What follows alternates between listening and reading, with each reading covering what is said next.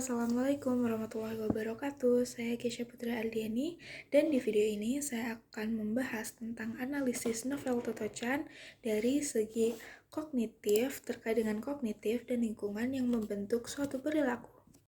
Novel yang berjudul Toto Chan Gadis Cilik di Jendela ini ditulis oleh Tatsuko Kuroyanagi dan diterbitkan oleh Gramedia Pustaka Utama pada tahun 2007 dan memiliki jumlah halaman 272. Pada novel ini, dia berkisah dari kisah nyata sang penulis, yaitu Tatsuko Kuroyanagi, atau bisa disebut juga sebagai Toto Chan dalam novel ini. Dikenal sebagai anak yang nakal dan sulit untuk diatur, hingga pada suatu saat dia memang sering kali dikeluarkan dari sekolah-sekolahnya.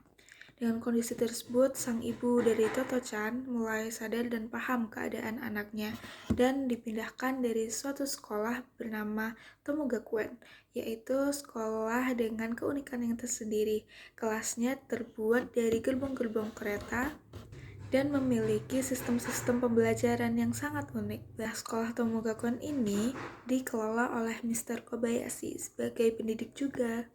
Nah, terus kenapa sih novel Toto Chan ini dikaitkan dengan kognitif dan lingkungan sebagai pembentukan perilaku?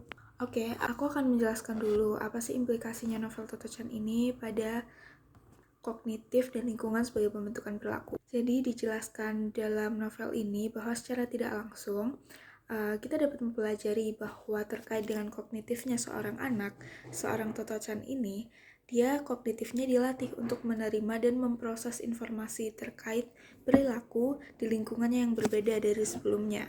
Nah, dan juga dalam lingkungannya dapat kita lihat dari novel ini bahwa Toto Chan itu dapat diterima dengan segala keingintahuannya dan juga didorong dari pendidik-pendidiknya sehingga pendidik itu memberikan ilmu baru untuk Toto Chan. Nah, secara otomatis dengan dorongan-dorongan tersebut, maka seorang anak, khususnya juga Toto Chan, seperti Toto Chan, dia akan terdorong dan termotivasi untuk membentuk suatu perilaku tersebut. Nah, bagi yang masih bingung, oke, aku jelaskan sistematikanya. Jadi, kognitif dan lingkungan itu adalah satu kesatuan yang dapat membentuk suatu perilaku. Nah, perilaku sendiri itu merupakan bagaimana cara kita bertindak yang menunjukkan tingkah laku seseorang dan merupakan hasil kombinasi antara pengembangan anatomis, fisiologi, dan psikologis. Nah, dalam konsep ini, lingkungan itu dia sebagai tempat atau wadah untuk menghasilkan suatu perilaku.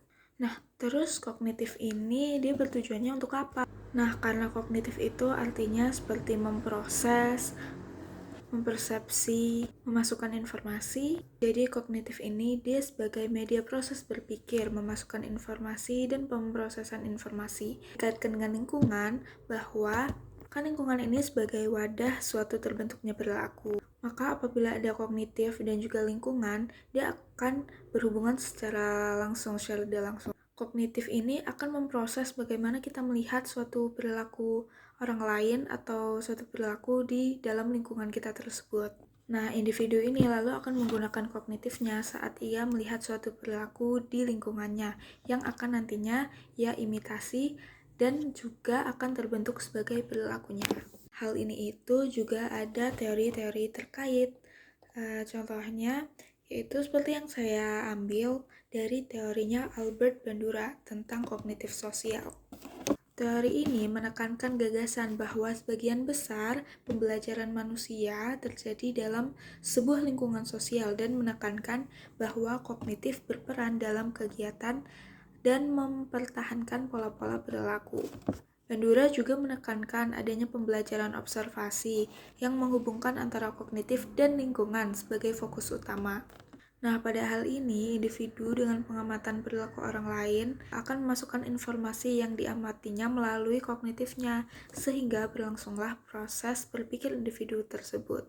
Kemudian, informasi yang telah diproses oleh mekanisme kognitif akan disaring kembali, karena pada dasarnya orang tidak asal meniru perilaku orang lain. Yang disebut informasi ini adalah yaitu informasi suatu perilaku orang lain atau suatu perilaku yang ada di lingkungan kita. Jadi, perilaku seseorang itu akan tergantung bagaimana lingkungan yang dimiliki individu. dan bagaimana cara berpikir seseorang dalam memproses informasi, mengamati dari perilaku yang ia amati.